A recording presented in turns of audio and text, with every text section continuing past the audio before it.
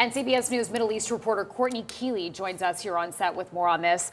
So let's talk about this aspect of diplomacy, where the talks are at right now. What does the U.S. want to see in terms of concessions from Iran, and will they concede on those items? Well, they want no nuclear enrichment. They do not want the stockpiles of the enriched uranium there.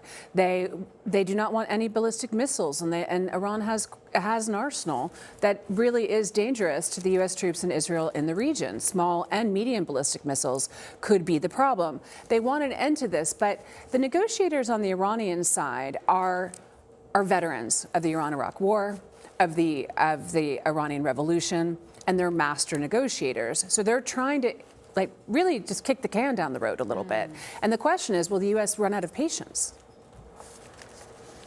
So we're learning now that the president, just I guess during this meeting at the Board of Peace, has said that when it comes to the negotiations that are happening with Iran, that he believes that he will know in the next 10 days, Courtney, whether or not there's a deal in place with Iran. So it almost sounds as if he's giving the Iranians a time frame by which they come to the table and acquiesce to the demands that are being made by the United States, and I believe to some extent Israel as well.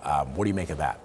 Well, that really comes to about the 2-week period where, after the latest nuclear talks earlier this week, they decided to come up with a plan from both sides, and the Iranians are working on that, according to Iranian officials, to come back to the table after they've devised what their conditions are. So that's definitely in the time frame.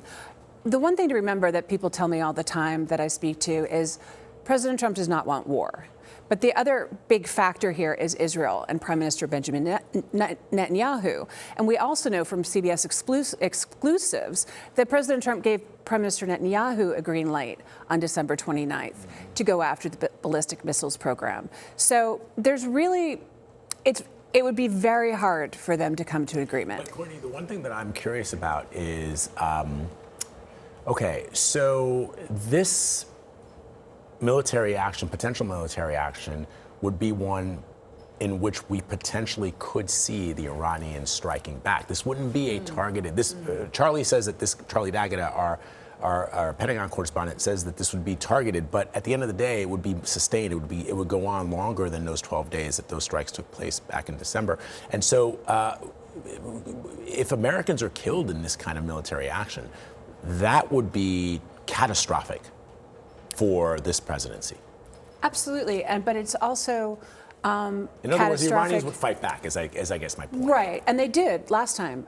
What we've seen over three incidents, including the 12-day war, is what the Iranians have in their arsenal. We've also seen Israel go after their launchers. Can't get rid of the missiles, but the launchers have to come up on the ground to be launched. Right. And so you can hit the launchers, and then they can't launch anymore. Now, they have rebuilt some, but the U.S. is very, very aware of the casualty count. And I just want to really put into context too, I'm talking to people in Iran, and the vast majority of Iranians are mourning protesters that were killed. It's the 40th day for a lot of these deaths this week, yesterday and the day before, and in defiance of the Iranian regime, they're celebrating, they're dancing, they're singing, they're playing music. That's all against what the Islamic regime says they can do, and it's breaking the social contract. So people tell me they're scared, but they think this might be the only option, airstrikes. This might be the only thing that can help them at this point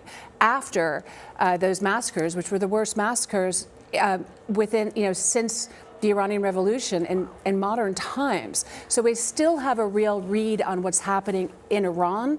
People are communicating, they're able to make phone calls, but I'm captivated by these videos of people defiance, yelling, singing, crying out their loved ones' names, and they say Javid Nam, eternal name. They will not use the Arabic word shahid for martyr because they don't want anything close to an Islamic Arabic kind of word. They're in complete in defiance. And Courtney, before you go, I just want to ask you, when you zoom out, what this says about the U.S.'s role in the world and this larger geopolitical picture. I know you mentioned Israel, but what could this mean? Well, everyone talks about what we did last time, what we did in Libya with the NATO, what we did in Iraq in 2003. Social media has changed everything. The young population has changed everything. They're a global population that wants regime change, and they're willing to see it come from Israel and the U.S. It's not the death to America. It's not the state, this display of regimists. It's basically death to the Ayatollah Khamenei. They're screaming it from the rooftops when the regime is also saying God is great. This hasn't cowed them. I mean, it's heartbreaking, and they're scared, but they're brave, and they're willing to keep going. Wow. Courtney Kealy, thank you so much.